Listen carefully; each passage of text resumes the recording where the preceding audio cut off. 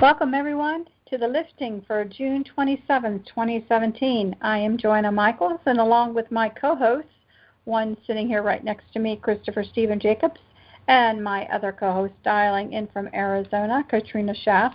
We are so happy you all are joining us tonight. We hope you have read our blog for tonight because we're going to continue the discussion we began on Valentine's Day and delve deeper into the understanding of soulmates and soul family. So if you haven't, please visit our website at thelifting2017.wixsite.com/thelifting. And I first want to make a few announcements, one of which is that we will not have a show next Tuesday on July 4th. Our goal is to go and plop ourselves down somewhere and see some fireworks that evening, so I hope you all enjoy yourselves for the 4th of July. I also want to announce that Chris and I are venturing out, and we are going to start to participate in expos and also in potentially informal settings. So if you or anyone you know is in the Hampton Roads area of Virginia and those cities surrounding, consisting of the Hampton Roads areas, are the cities such as Norfolk, Portsmouth, Chesapeake, Virginia Beach, Hampton, etc., and you are here during the weekend of July 8th and 9th, we will have a booth at the Holistic and Spiritual Art Expo at Virginia Wesleyan College in Norfolk. So Chris and I will offer an hour session plus mini sessions, like one for 20 minutes or one for 40 minutes, and sit down together with people for a reading. On Sunday, we will also give a 50-minute lecture for anyone to hear. So this is our maiden voyage getting out amongst everyone, so we are very, very excited, and we hope some of our listeners can spread the word and come out and say hi. And when this goes out on YouTube, we're going to have a link to the expo so you guys can check it out.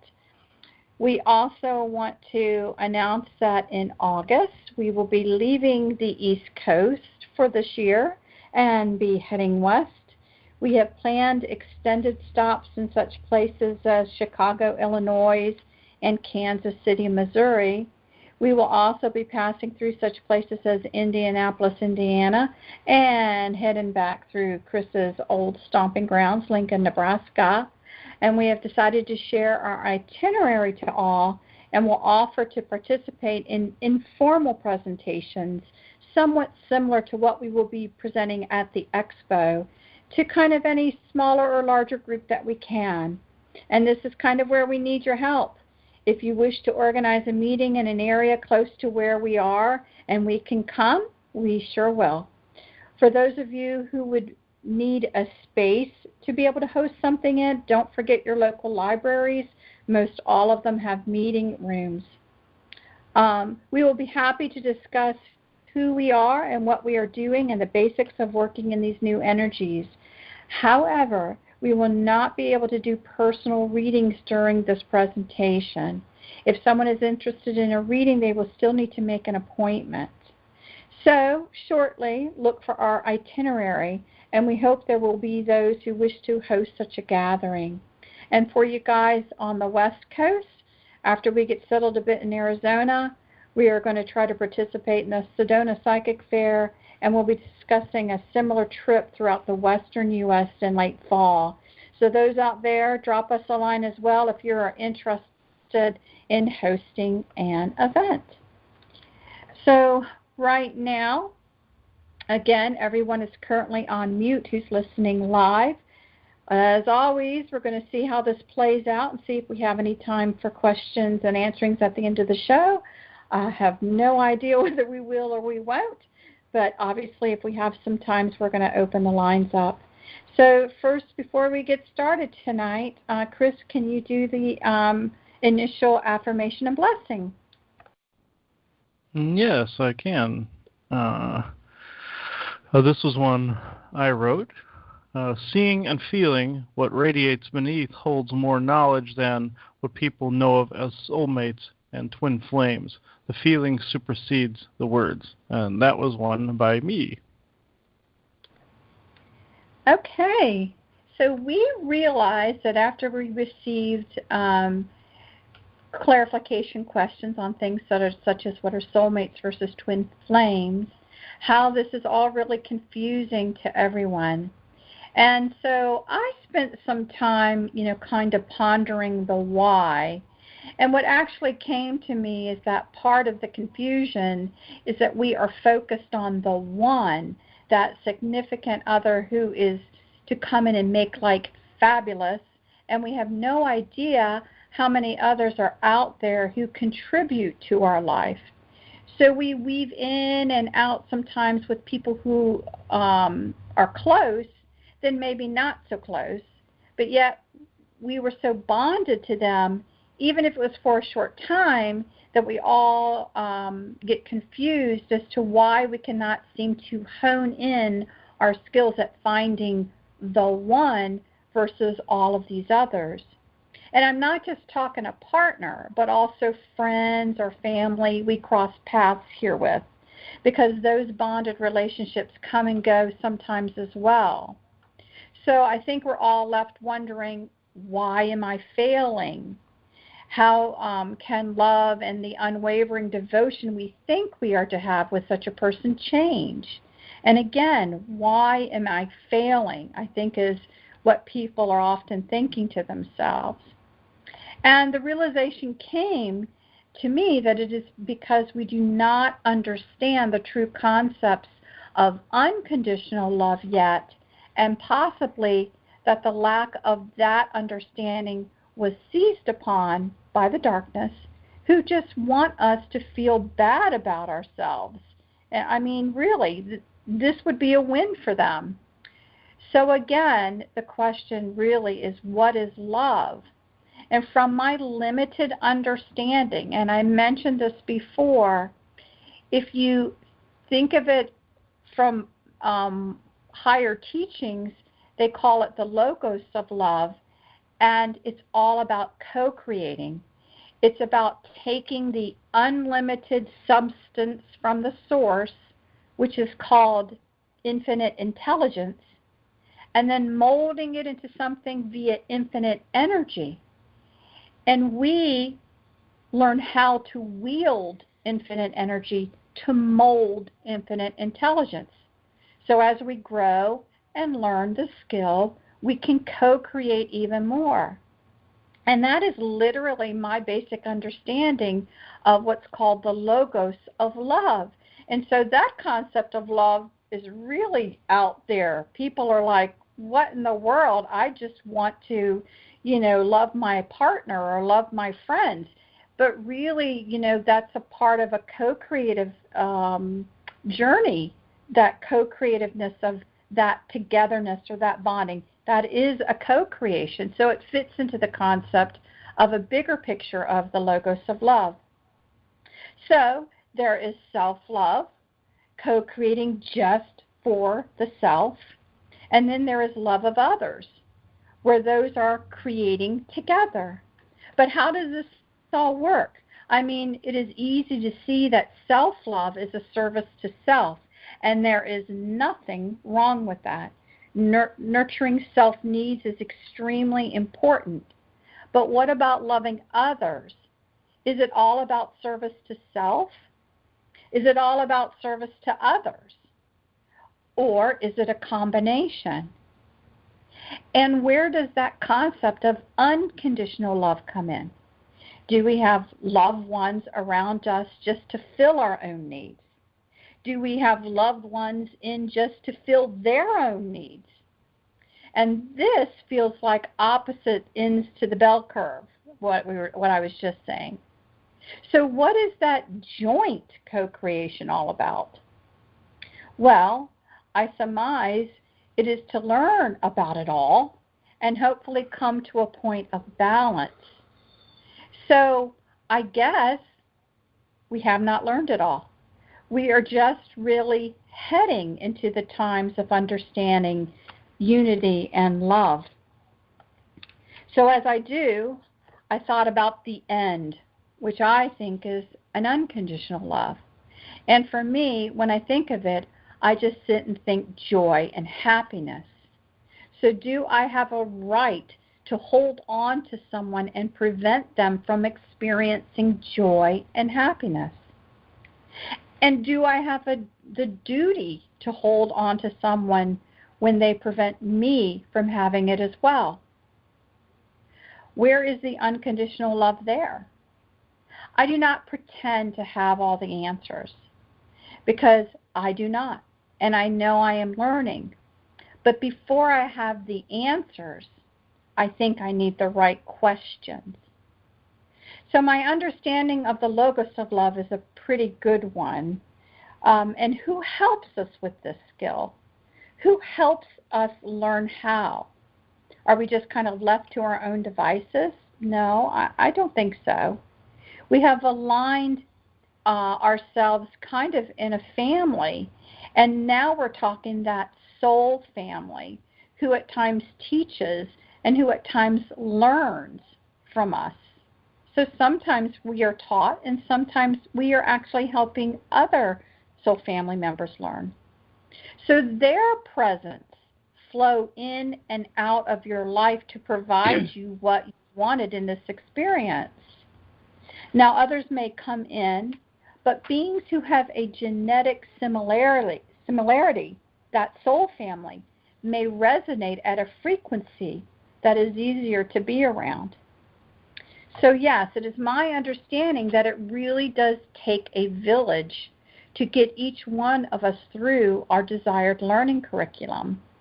And again, I know I didn't have a lot of answers here, really just starting with a lot of questions, because I think this whole concept of soul family is pretty involved. And I really do look forward here when Chris begins channeling to hopefully hear some of the answers to the questions that I have kind of raised tonight.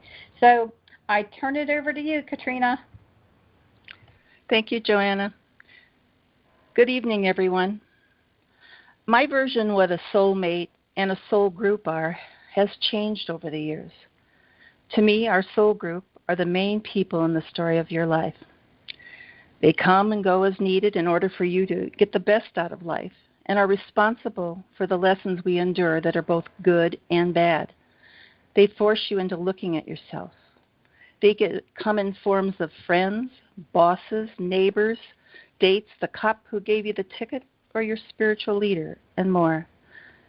They teach, guide, and even compel you into phases of your life that help you change into who you are really meant to be. These people and the relationship to these people, both good and bad, teach you what you don't want to be and help you to strive to be the best you. There are those people we do not consider part of our soul group that are also a big part of your life. I call them bit players that just have a small role or a cameo with you. They are also there for a lesson and growth, but they are not usually long-term relationships. They are usually very important, but they come in for a short time to help you make a decision and or change your mind about a situation or guide you through the lesson you are facing. You usually realize shortly into the relationship with a bit player that it was someone that was in the right place at the right time to help you, to make you realize you do not need them in your life. You only need them or the information that they're giving you at that time. They're there and gone, but they leave an impact on your life. You may not realize that at the time, but you do know on some level they are not permanent, and you walk away. Are these people part of your soul group? I'm not really sure. They may have a small role, but if they further your soul, why wouldn't they be part of your soul group? Your main soul group is long-term people you grow with and learn through your whole life. You recognize them as someone you need to spend time with. This does not necessarily mean you will have them in your life for all of your life, but they play a major part in molding your life and helping you create the person you're meant to be. A soul group connection that is pleasing and good for the time it lasts usually ends after you have learned from that person what you needed to learn in this lifetime. They are people that you may not always remember everything in detail about them, but you will always recall what they taught or what they contributed to your life. Now, your soulmate is a different story. Your soulmate is not always born into the same lifetime as you, but most of the time they are. When you encounter your soulmate, you recognize them immediately on a deep level. It feels right from the beginning. There is really not any effort to make this relationship last, because you've worked on this relationship since the beginning of time. When someone says, to make a relationship work, you must work on it 24 hours a day, 365 days a year, that is completely wrong. The love comes easy, and you know deep inside you that this is the one. Love should never be hard work that has to be constantly worked on or a full-time job in order to keep it together. If it is, maybe you're not meant to be with that person, or that person is not your soulmate. Is there more than one soulmate? No, I don't think this is true. Your relationships are either part of your soul group or someone that has been put in your life for you to learn from and to grow from. Your soulmate comes along when you're ready for them. Don't spend so much time looking for or hoping for your soulmate. They'll come along. They will find you and you will recognize them. If they are not born in this lifetime, if it is something you truly want in your life, someone will come along and will bring you the happiness you want. Just do not settle for anything that does not fulfill your life. If you do, you will not have the happiness you're hoping for.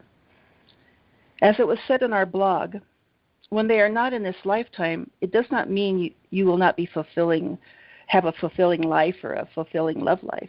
It just means your soulmate is on the other side guiding and protecting you from there. They are your biggest fan. I feel they are content in this role because they know they will be with you again. Also, I truly believe that your soul group consists of more than just people. I believe the animals and our pets that are in our lives play an enormous role of helping us through life. They love us without any conditions. They change us. They can make us better people. They heal us. They would definitely die for us. They accept us as we are, and they teach us about life and death. The circle of life could not be taught any better than through the pets we love and through the love they gave to us. Their impact on me and what they shared with me remains with me after they are gone. Do they come back to us again and again like our soul group? Why not? We never lose anything we love, so why would we lose them forever? If they do not come back in this lifetime, I am sure they are waiting for us after this lifetime ends. Now, what is a twin flame? I think it's another title that is given for a soulmate. It is a soul that vibrates on the same energy pattern as you. Think of twins that are two separate people, but one egg. Their souls usually think alike, act alike, and can even finish each other's sentences. At times, they know what the other is thinking without saying a word. These souls were around at the beginning of a time as one soul that became two souls divided. In this lifetime, we spend a lot of time knowing something is missing.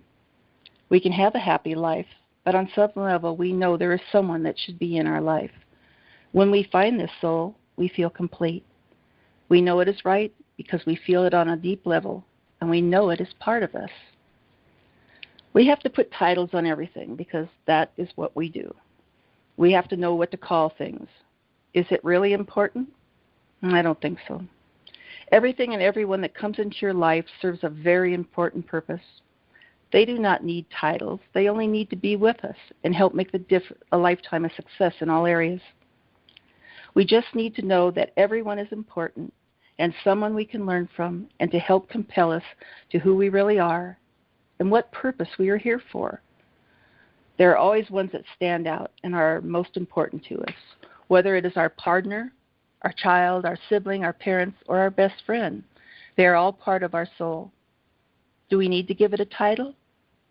No. To me, the word soul, which means essence of spirit, encompasses everything in our lives. To put a title on everything can mold a relationship into something it is not or was never meant to be. The word soul alone is powerful enough to carry all of these titles. We really need no more than to say that all things are just part of our soul journey. I wish you all many blessings, and may your soul journey lead you to the joy you deserve. Chris?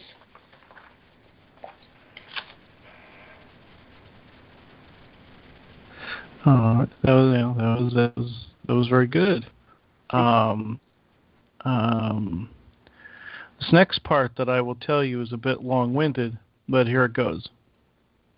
In soul families, especially ones that run as deep as, say, House M, they can have the DNA in common in two different ways. One, the family DNA from out there in the universe, and also, in the case of reincarnation, incarnate within families of human origin with a sprinkle, if you will, of their true soul origins. The additional sprinkles of origin can come about by several other ways. The Greys could have added DNA as a part of their farming of humans to obtain desirable traits. Other nefarious aliens could have also altered DNA, for example, an inborn, or intentionally put there by your soul family itself. Either way, your DNA came about the way it was intended. This is why sometimes in reads I cannot tell what is past life, dimension, or DNA. Some of the traits gained could contain an aptitude for music, science, or even physical warrior or monkish traits. Apparently, members of House M all seem to share the traits of either wanting to go on an adventure, love of all things mythological and magical, or in the case of the Mythaster family, monk traits with a slight bit of warrior. The warrior's code seems to be big within House M, as a love for all things that grow and live within nature for House Epsilon, or the elemental code. A tone or vibrational essence seems to echo to all soul family members, no matter where in creation they reside. This connection is felt by all on some level, no matter how small or how large. This is why people have dimensional circles, or at least one of the reasons for them. An example of how this can be felt is one day, my mother hit her head and I felt a weird welt on the back of my head. It was not there long, but I felt this. With soulmates, it is a bit stronger. An example of this is what people know of as separation anxiety, whereas one of the soulmates cannot stand to be separated from the other for hardly any length of time. It becomes a literal panic state. A set of events have occurred this past couple of weeks for House M, in particular, that sent shockwaves to anyone within House M. For one, Michael and family destroyed Saturn, disconnecting part of themselves and mankind from the ancient wars from their old foe. This made many within House M, males to start with, very irritable and unhinged, while other people felt the withdrawal from Saturn's destruction, and they still do. This, however, was not the only trial House M faced this past couple of weeks. Some people may have noticed a complete lack of Michael channeling, or at least the real one, for that duration.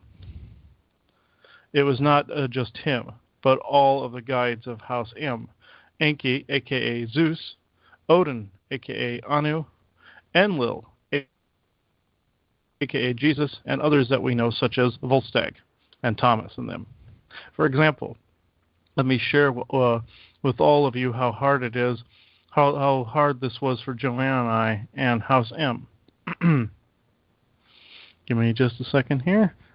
I know somebody's going to come through here in a little bit because they're giving me severe cotton mouth, so give me a second. It began with us being attacked by some bad entities, not having any support from Michael and the others. Not that we depend on them, but we do confer with them a lot, as well as calling them for larger clearings and such. It got so bad that morning that we got mad enough to renounce and revoke the tone of House M, meaning the binding cord between.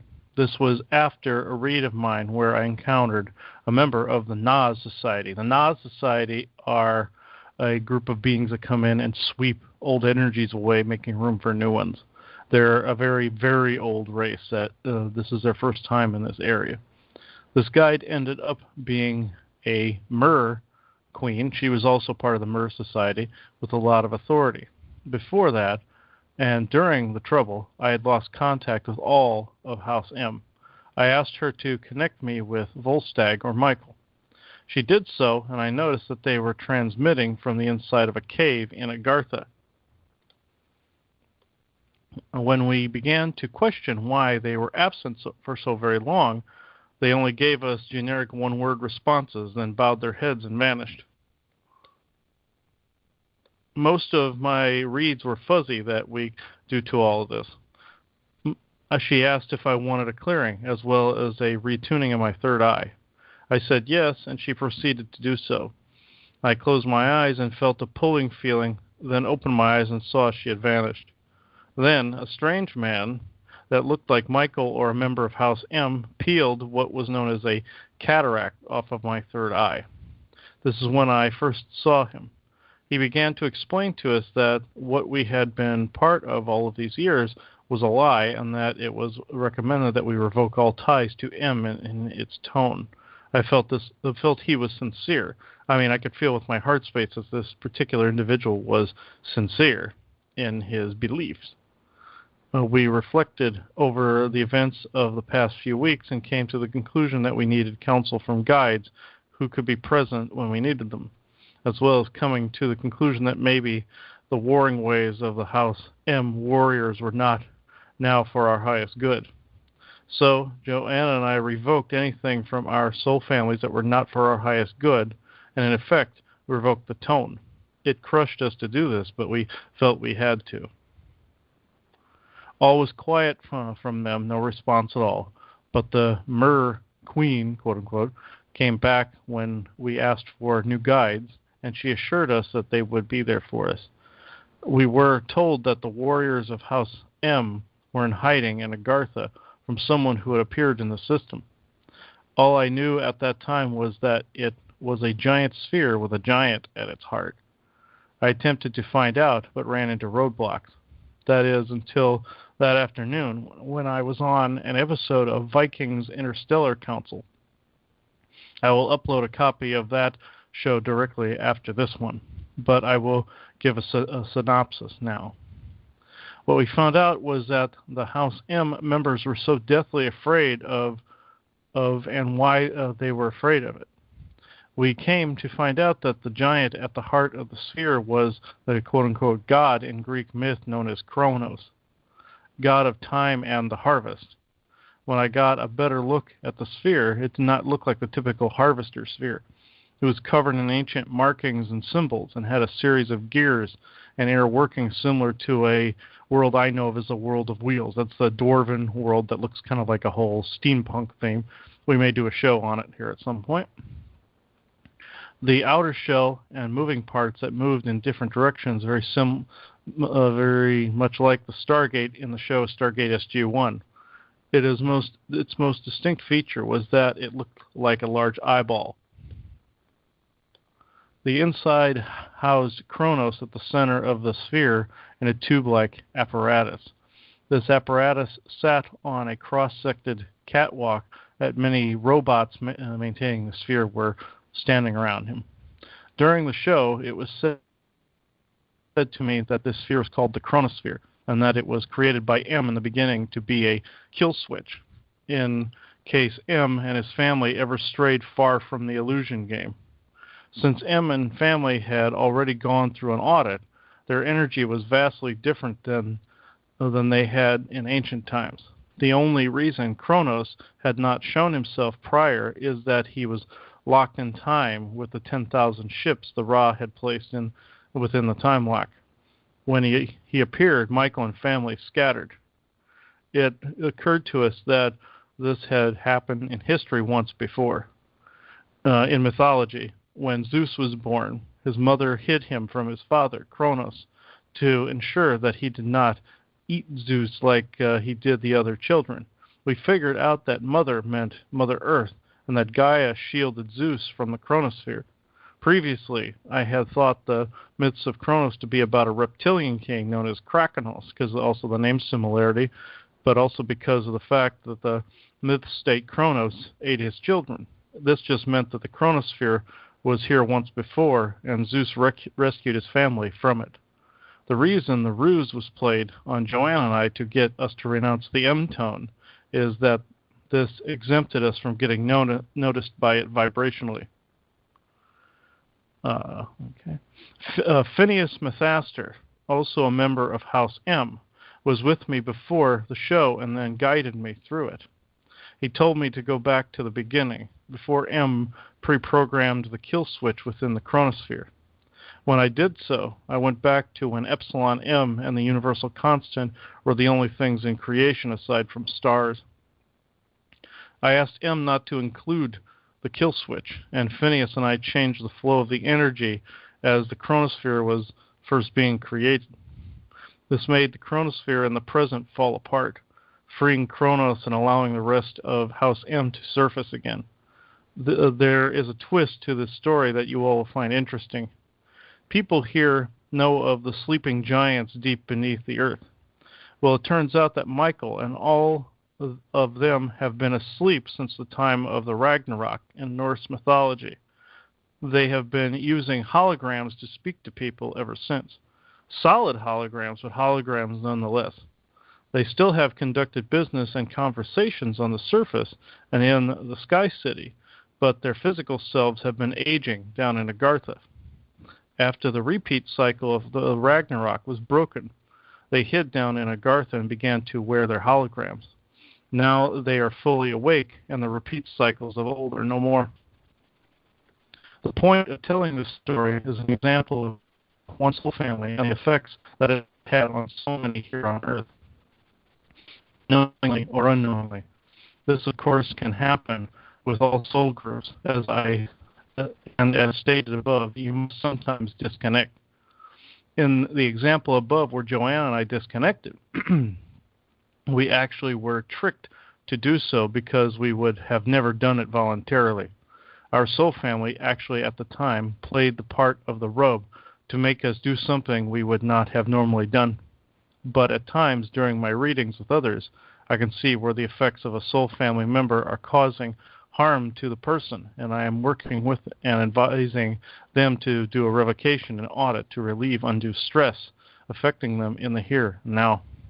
I think that people will be surprised to know just how much they are affected just by feeling their other soul family members.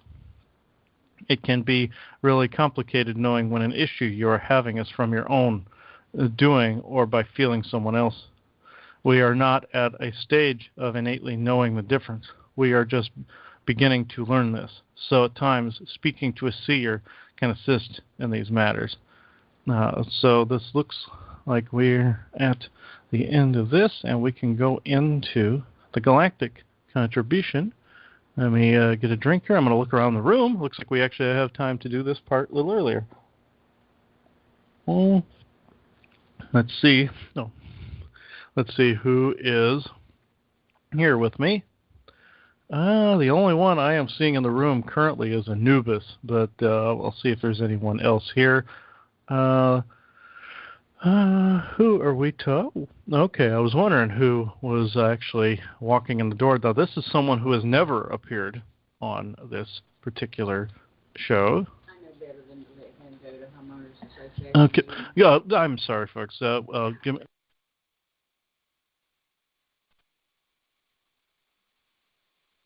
I'm sorry. We just got interrupted there for just a second.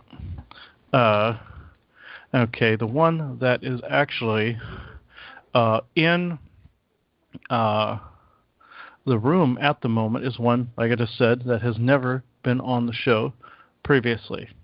His name is Meteoros. He's also of House M. He's actually one of the oldest House M people.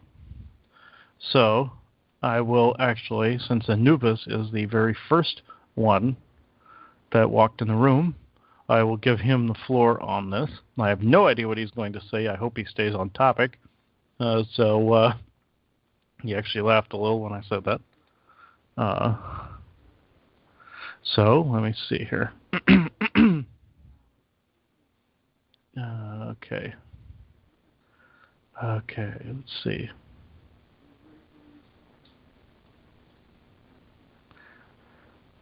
Greetings, everyone, this evening. I am known as Anubis. However, I wish to talk about the intricacies of my soul family and soul people as it were. I come from a race of people known as the Antiqua, or you would call us dogmen in your culture. We are not just merely, as you would say, dog people, but we actually existed far longer than your current histories actually dictate. Our people exist on a vibration between 15th and 19th densities in your scales. We actually were around at the beginnings of humankind. We were here at the beginnings of creation in this part of the quadrant. We were here to feel the harmonized tones interact on both a harmonious level and non-harmonious level. What I mean by this is this. We, aside from only a few other races, we're alone in this area of space of which we come from. We come from what you know as the Canis Major, dog star. This is something that has changed names over the centuries and has grown much more populous surrounding. This is something that I wish to go into. My people had a tone that bound us all together. This tone does not have a name in your language thusly, but I will attempt to translate. This name translates into the reveille, or the balance between dark and light. In this respect, I must iterate that humans can also achieve this particular tone type, not the same fingerprint, as you would say, as ours, but can achieve it nonetheless. The name soul grouping is not necessarily applicable. Genetic resonance is more applicable of a term, even though it is still very much within the layman terms, as you would describe. Genetic resonance often dictates that your biochemical processes link you together as one luminescent being or Gaia force on the planet which you are on or will move to. I am actually not just speculating, but humans can actually adapt to any Gaia force that is actually within their current reach. You can actually bond on a base code level to that particular Gaia force, changing your genetic resonance forever after. This is what had to be done with ours, you see. We needed others around us in order to expand our horizons and learn from each other, but the nearest species was far too far away. So we took some of our genetic material and created other cultures. The Anunnaki or Orion cultures are not necessarily ones that are restricted to that particular vocation. We created beings such as your werewolves. We created beings such as shapeshifters, changelings, and even trolls, unfortunately. In this particular instance, we did not know what your density would do to such genome types, such as ours, when we had so very long to evolve. And your world at the time had not yet even begun to sprang bioluminescence. In this particular instance, you can see that on your world, even to this day. However, even though you spring from a much more ancient planet, your portion of that, as you would say, super Earth, is in its infancy compared to the rest and the breadth of that particular super Earth, and all the time frames that this super Earth is intersecting even now. So, this resonance will change as time goes on. This is a slow progression, very slow progression. This requires patience on your part. This requires a level of understanding on your part as time progresses. Even your understanding of what you know as the density scale will change as time progresses. I only merely use it to describe things in a linear fashion that you humans are used to at this time. In this particular paradigm, I must reiterate that your kind cannot handle certain resonances within a certain range. So therefore, there are certain species that your kind will simply not be able to interact with thusly. There is a current species that you may be currently aware of. The Sirian star beings, the ones that come from a planet known as Nastea, within the Sirian star clusters, within a parallel time continuum to your own. They have a genetic resonance that has had far longer to evolve. And in this particular condition, they would not be able to interact with you very long. Thusly would be messing up, as you would say, your current genome, because there is a certain level of unfolding that must take place in order for you to interact with beings of that particular, I do not wish to say caliber because that denotes caste, but a particular resonance signature. Your signature would have to be comparable before your species would be able to interact that way with the Sirian star beings. However, the closest ones to your particular genetic resonance at this time would be the people you called Chawanda's people, or the ancient Mayan race, or the Pleiadian collective, also known as the Nordic Pleiadians. These particular races are the closest in your comparison, and some Orion varieties. There are many others within your system of that variety as well, but will not interact with humanity till many years from now. In this particular instance, I can also honestly say that we are all one in vibration. Many soul families can indeed have multiple members from multiple cultures. My people actually have inserted many of our members into people's soul families as to thusly raise their vibration at a slightly quicker pace than what your current progenitors were thinking of. This does not mean that we placate to impatience or to the instant gratification that humans demand.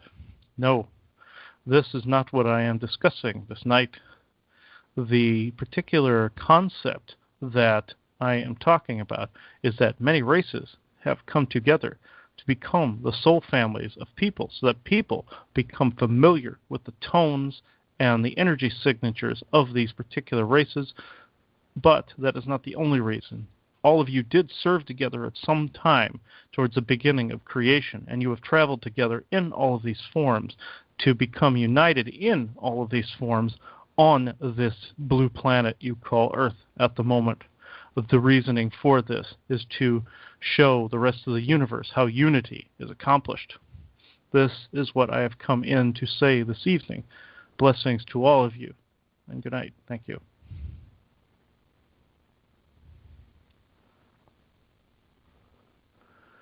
Okay. That was actually very interesting. I had a feeling that he was going to speak about the reveille and the tone that binds all Antiqua together. There's a lot more to it. It's just that he wanted apparently Meteoros has something even bigger to say, I would have to assume. Okay, yeah, he seems to think so. So, give me just a moment. Okay. All right, let's see what Meteoros wants to bring through. Let's see. Good evening. My name and title, as you would call me, is Meteoros, but my name actually has a far greater meaning within your multiversal structures and your omniversal structures. I exist parallel and with the dimensional standard, which means the given moment at any time. I am a much more vast being than this one realizes, though I wear an avatar of a single person. I coexist in many universes and many dimensional planes at once, coexisting and grounding myself at the current moment in time. I am one of the original subdivisions of the one you know of as M. There are far more than this one knows about currently, but I can honestly say that I was actually one of the first. This is not to boast. This is to show how M altered his tone over a period of time to create the hierarchy you know of as both the Mythaster family and Michael's family and such. I will not go into the entire hierarchical structure of M, but I will say this. The tone that binds me with all of the others is a very specific resonance frequency that echoes throughout the cosmos in a vastness unheard of by many, but also people have heard of the M insigniae. In that insigniae carries a tone that goes both dark and light. Unfortunately, the darker portions of M have contributed to some of your darker instances of history. The lighter portions of M have also contributed to your histories. This unfortunately contributed to what you know of as the for and against mode. Unfortunately, parts of M were dragged into the system by the controller spheres many centuries ago and thusly inserted into the game that you would call the Grand Illusion. M had to create a failsafe by which humanity could actually judge how the game was played or altered. This gave free will as a matter of choice in regards to House M. This one here was smart enough to figure out that it included both revoking the tone and rejoining with it. In this instance, it could be rewritten to the point where evolution beyond the game was possible because of the involuntary nature of the game and the voluntary nature of the game, since it favors both sides.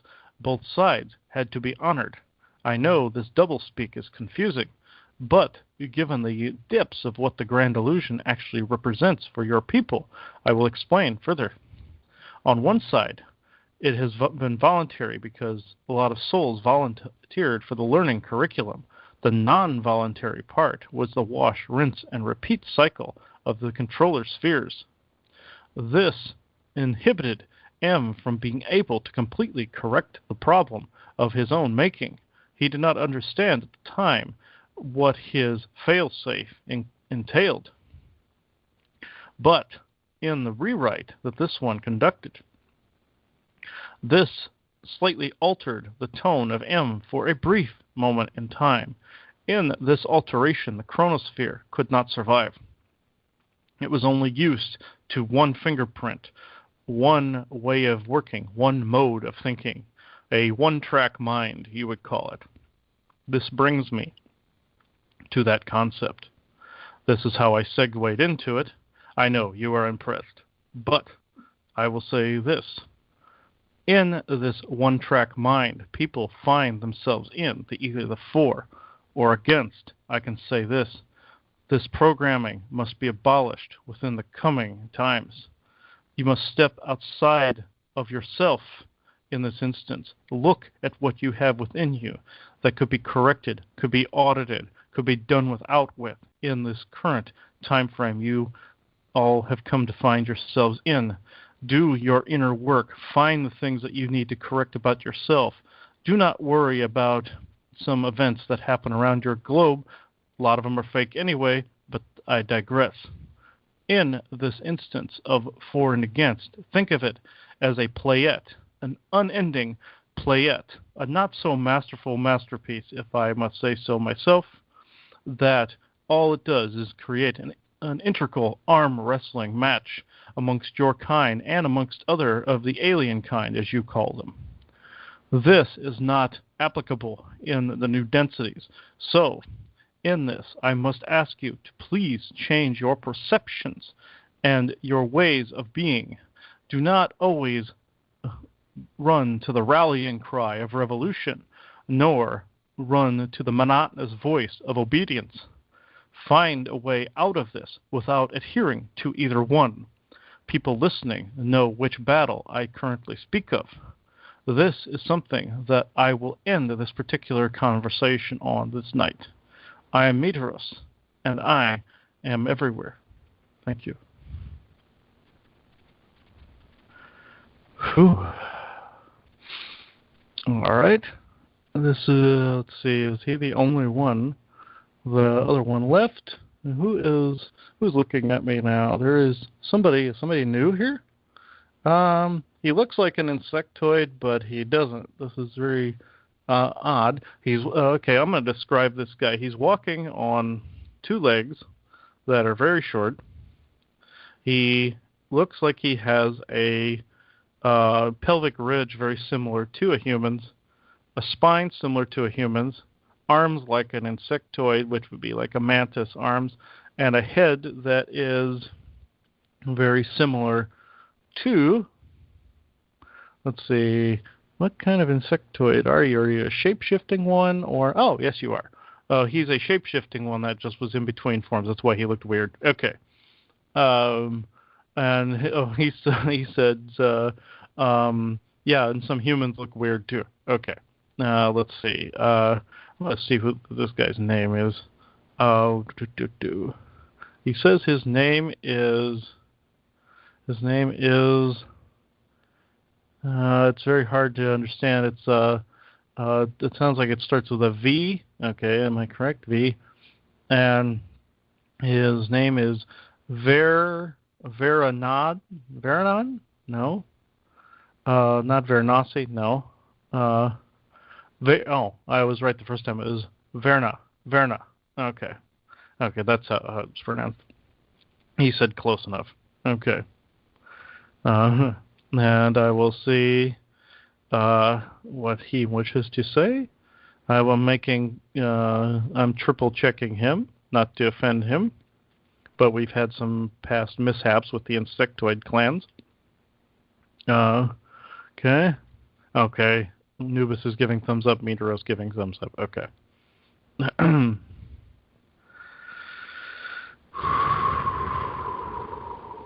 see. His energy is slightly different than either insectoids of this time frame or Bugnosi's time frame. He looks slightly different than either one. So, good evening. My name is Verna, and I am of the clans you would call insectoid. However, I am neither of dear Bugnosi's time frame, nor this one. I come from a multi-dimensional plane, very much similar to dear Meteoros here. My appearance was of the very first race that I originated from. I originated from a bug race, you would call us, that existed far and wide from this system. And, of course, as I said, in a different time continuum altogether. We came from a series of planets far into what you would call the future, but not as far ahead as Bugnosi's people. We exist currently 115,000 years ahead of your own people. However, we do not come from a future Earth. We come from the series of planets on the outer rim of your galaxy known as Andromeda. We, in this instance, can currently state that our current resonance signature, or genetic resonance you know of as soul groupings, do indeed bind us to our world in such a way that we are literally the voice for our Gaia force, as you would call your Mother Earth. We are reflections of him. Yes, this particular celestial is a male essence, unlike your Earth Mother is currently. He actually came from a species that is far older, and he decided to become a celestial being. In this instance, he turned a bright blue color with many rings and many colored shades of blue, white, yellow, and purple. He decided to form this celestial resonance signature, as he would call it in your tongue. We exist apart, not from him. We spread his voice across the known cosmos, and we wish to add his genetic resonance signature here to your Gaia force in this particular conundrum. However, people seem to think that we relate to your current bug species that currently occupy parts of your planet underground and above in the sky. This is not true. We are very different from your kind. We do not exist in the same color tones and spectrums. We do not exist in the same energy spectrums. However, we offer this tone to get to know our neighbors, the Earthling humans. We wish to spread our knowledge far and wide. This does not mean that we are offering anything but our friendship. We wish for humanity to decide whether they feel this friendship is amicable at this time. Just know that my resonance signature of our original celestial father is that of a tone that exists within what you would call the nature house, or house epsilon, or nature's code, or elemental code. We exist merely to spread nature, meaning the seed of our trees, of our grasses, of our flowers. This one sees the nature of our planet and sees that its heart is true, not of mind, but of heart space. We do not feel that your current paradigm can handle our vibrational constructs. So we offer the seed of our world to be placed within your Agarthan network. We ask the permission of the network now to integrate our tone within their vast vault and library for further usage within your people when the day arrives. My people bid you blessings from our planetary father. Our planetary father does not have a name as you would know it. He is just a tone. This tone can only be recognized through the heart space. The heart space, from what we understand you humans call it to be, is one of the most important parts of the human existence. Balanced with all things, seeing all things unconditionally loved and such.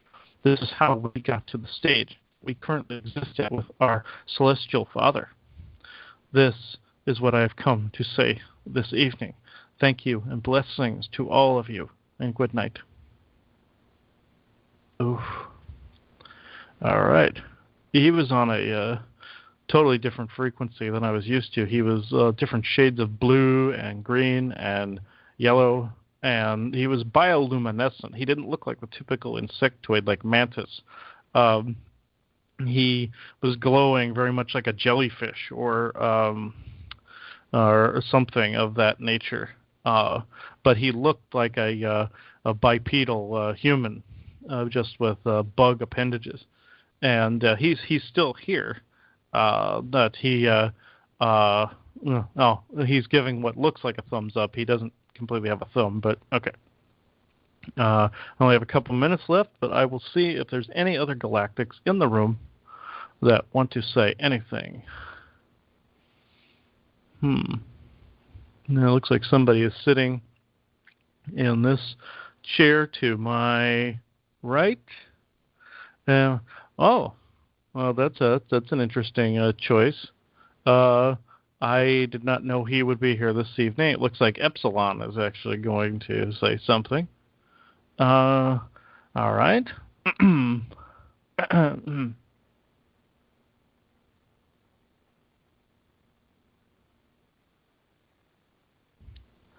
I am known as Epsilon, or the Elemental Code. Some call me a figurehead, but that is an inaccurate vernacular. I may be a face for nature, but I represent an entire tone, an entire soul grouping, an entirety of a voice and a song that is nature. I am planets. I am trees. I am suns. I am flowers. I am light. I am shadow. I am the spaces in between. I am that which you walk upon and that you breathe in and out daily. I am the skies that you see overhead. I am the birds you see overhead, and I am the ants that crawl on the ground. Yes, there are various creatures out there in nature that do not see you as equals, and equally there are creatures that you do not see as equals. In this respect, I see that there is a new balance forming on your world thusly. Creatures that do not see you as equals will soon do as such, and creatures that you do not find as equals, such as your Sasquatch beings and the like, you will see as equals, because they are your equals. Nonetheless, Yes, they are part of my house and that of M. But in this instance, this is not what I wish to talk about. Yes, they are part of the nature code, but the nature code is much more vast and much more grandiose than you would ever know. Since I said I was all of these things and more, would you be curious to know that you all are part of nature itself, even though you come from different planetary clusters and different family units?